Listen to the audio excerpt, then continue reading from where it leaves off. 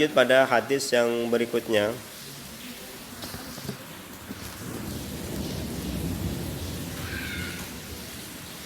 Al-ajallatu minasyaiton,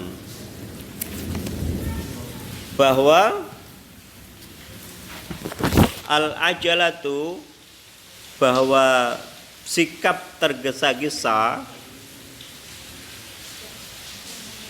minasyaiton, itu adalah sebagian dari bujuk rayu syaitan, atau bisa juga dimanai al-ajalatu minasyaiton, bahwa ketergesa-gesaan adalah bisikan setan. Bisa juga seperti itu. Jadi kita yang ingin serba cepat kalau ngapa-ngapain, sholat cepet-cepet, makan cepat-cepat, apa aja yang di luar kewajaran seseorang melakukan suatu, itu pada dasarnya esensinya adalah bisikan-bisikan setan yang harus kita hati-hati. Makanya orang itu kunci hidup itu kan harus bersabar. Sabar dalam banyak hal. Kan kita mengenal apa? Kita mengenal sabar ala taat. Kita mengenal juga sabar ala musibah. Yang ketiga apa, Dir? Sabar ala taat, ala musibah. Terus apa lagi? Hah? Tuh kan, jadi Bapak lupa gara-gara kalian pada berisik melulu. Jadi sabar itu kan ada 3 yang harus kita lakukan. Sabar ala taat, sabar ala musibah, sabar ala maksiat. Ya. Ini yang harus kita hafal nih. Makanya jangan pernah melakukan sesuatu dengan sifatnya tergesa-gesa, makan, pakai baju, mandi, apapun. Lakukan sesuai dengan batas-batas yang normal. Tidak boleh juga terlalu lambat, tidak juga boleh terlalu cepat. Ngerjain soal aja kalian buru-buru karena merasa sudah bisa semua. 5 menit selesai 40 soal misalnya. Bapak yakin pasti banyak salahnya meskipun kalian merasa benar. Kenapa? Karena ada unsur ketidakhati-hatian. Padahal seringkali soal-soal yang kita baca di ulangan itu bisa jadi jebakan, pilihan ganda, hampir mirip-mirip. Soalnya sih apal, kita bisa jawab, tapi ketika pilihan di pilihan ganda itu karena kita tidak hati-hati, seringkali kita terjebak segitu, sehingga kita akhirnya dapat nilai jelek. Perasaan pelajaran ini saya gampang deh, kok dapat nilai jelek ya? Ya karena biasanya ini. Makanya aspek kesabaran itu harus kita terapkan pada 3 kondisi. Yang pertama, ketika sedang dalam kebaikan, ketaatan, tetap harus sabar kita. Sholat, puasa, ngaji, ya sabar. Jangan sholat wajarnya sholat bagaimana? Ya 5 menit lah. Jangan dibikin 1 menit selesai, sehingga tumakninahnya tidak dapat, bacaannya tidak tartil, ya kan? Padahal normalnya sholat ya 5 menit lah, 4 menit, cepet-cepetnya 3 menit misalnya, kalau sholatnya 2 rakaat. Tapi kalau sholat 4 rakaat semenit selesai, bagaimana cara baca dan tumakninahnya? Fatihah saja kalau kita baca cepat pun paling tidak tuh 20 detik, ya kan? 20 menit maaf, 20 detik ya, 20 detik. 20 detik. Kalau 4 kali Fatihah berarti berapa? 2 kali 4 16, 160 ya, berarti udah 2 menit kan? 2 menit lebih gitu loh. Lah kok kalian ringkes jadi hanya semenit selesai? Lah gimana caranya baca Fatihah yang 4 kali ini? Hitunglah suratnya tidak usah dibaca, tapi Fatihahnya kan bagian dari rukun sholat kan? Iya nggak? Gitu loh. Tumaninahnya bagian dari ruku, i'tidalnya dan lain-lain. Lalu gimana? Makanya sabar dalam aspek kebaikan pun kita harus tanamkan. Gitu loh. Dalam belajar pun harus kita tanamkan. Apalagi ketika kita digoda untuk perbuatan yang sifatnya maksiat, ya kita harus lebih bersabar lagi. Setan itu sabar, sabar, sabar. Makanya kita harus selalu mengucapkan setan itu yang ngajak kebisikan pada keburukan. Temannya mau belajar diajak begadang misalnya, diajak ngobrol. Itu termasuk setan itu. Makanya orang seperti itu boleh tuh ucapan setan, ngajakin orang ngobrol dulu. Bukan setan orangnya, tapi karakternya itu yang sifatnya membujuk. Karena sifat itu kan, setan itu punya sifat membujuk, merayu, apalagi setan itu punya sifat mengajak, membujuk, merayu. Nah ini setan nih. Makanya kalau kalian diajak, dirayu, dibujuk, jangan mau untuk sifatnya keburukan.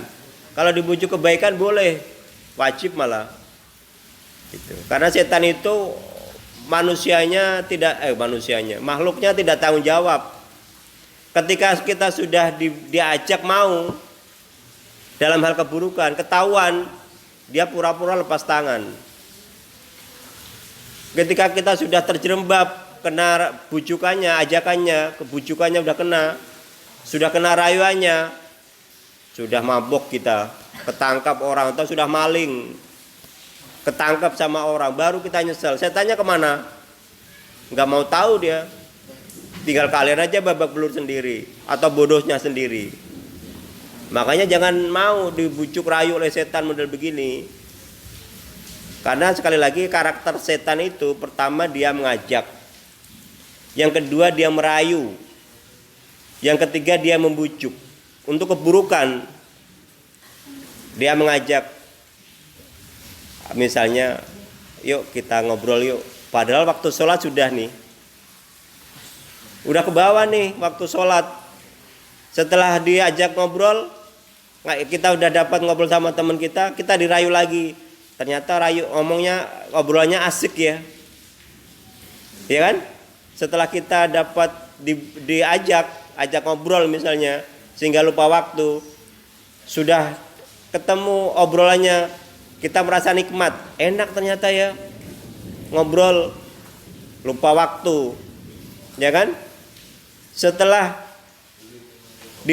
diajak, dibujuk, dirayu, kita sudah kena semua di situ sehingga kita lupa kewajiban kita. Kemudian ketahuan sama aturan pondok misalnya tidak boleh jamaah, dihukum. Yang ada penyesalan kan? Kalian mohon maaf jadi dibujuk untuk nyolong. Naudzubillah min dzalik. Udah ketangkep, kemana setannya?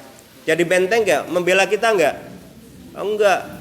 Gara-gara kamu, ya salah sendiri mau. Pasti begitu. Makanya kalian itu harus hati-hati. Kalau ada orang yang ngajak jelek, mujuk jelek, ngerayu yang jelek, gak usah diikuti. Karena ini adalah ciri-ciri sifat setan. Ngaji digangguin.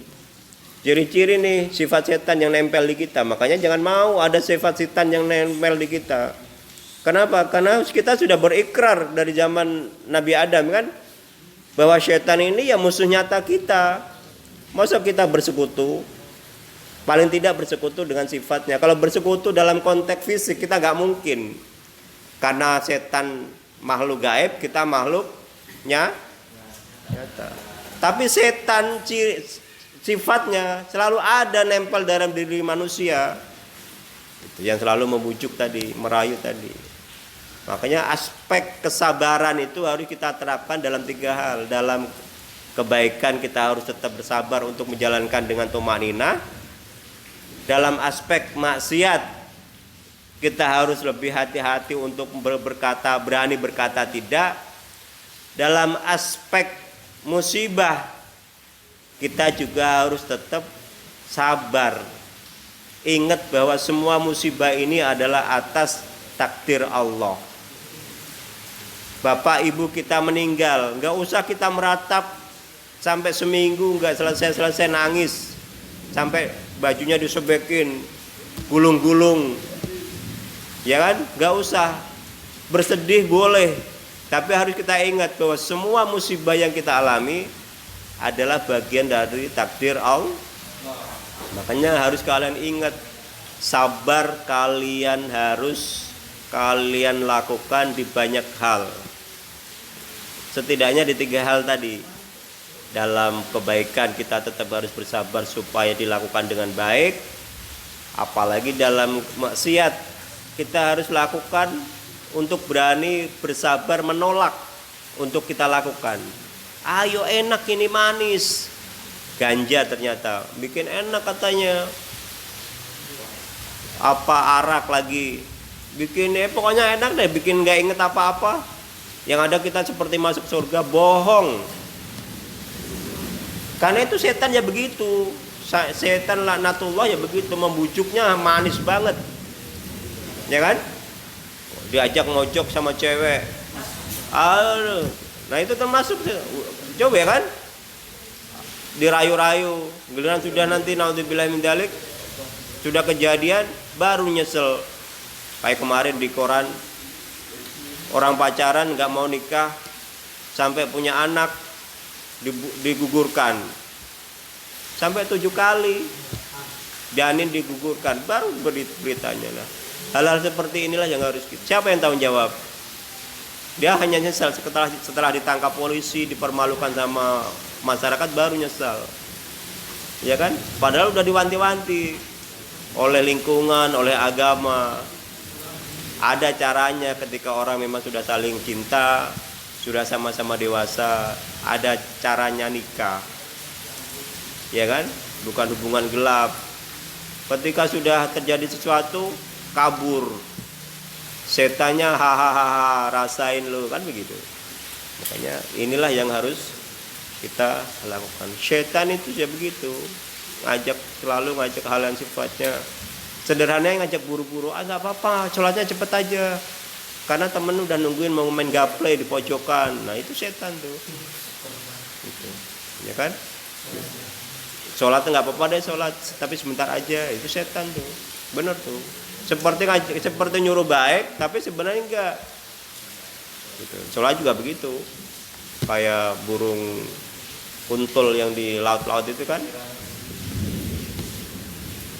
Jadi inilah sifat-sifat yang harus kita tahu supaya kita tidak terbujuk rayu, tidak terjebak oleh rayuan bukan rayuan Pulau Kelapa, bukan.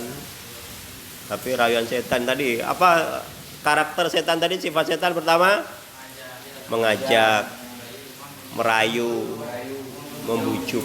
Kalau sudah 3-tiganya kita lakukan, yang ada apa? Penyesal.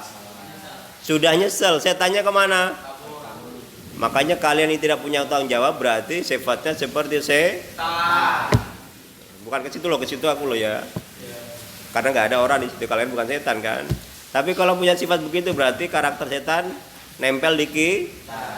Harus kita gitu dong, yo. Itu. Rawahut Tirmidzi.